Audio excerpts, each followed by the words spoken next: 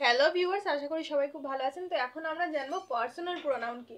Personal pronoun হলো ব্যক্তি বা বস্তুর নামের পরিবর্তে যে প্রোনাউন আমরা ব্যবহার করি সেটা হলো পার্সোনাল প্রোনাউন।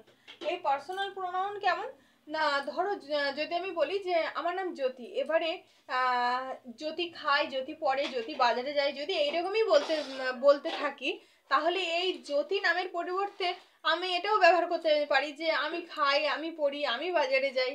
এই যে জ্যোতি নামের পরিবর্তে আমি যে আমিটা ব্যবহার করলাম সেটা হলো পার্সোনাল প্রোনাউন। বা যদি আমি বলি যে আমরা মাঠে যাই বা আমরা মাঠে যাব, এইরকম যদি আমি বলি যে রিমি, রোহিত, পূজা, সীতা সবাই মিলে একসঙ্গে মাঠে যায়, এবারে এই এক এক করে নাম না বলে যদি আমি বলি যে আমরা মাঠে যাই, এই উইটা হলো পার্সোনাল প্রোনাউন। ছেলেদের ক্ষেত্রে তেমন, যদি আমি কোনো ছেলের নাম বলি যে রাজা কি, রোহিত কি, সুজয়, এরকমই নামের পরিবর্তে আমরা বলতে পারি যে সে, হি ব্যবহার করি। মেয়েদের ক্ষেত্রেও তাই, রিমি, টিনা, মিতা, এরকমই নামের পরিবর্তে আমরা সি ব্যবহার করতে পারি।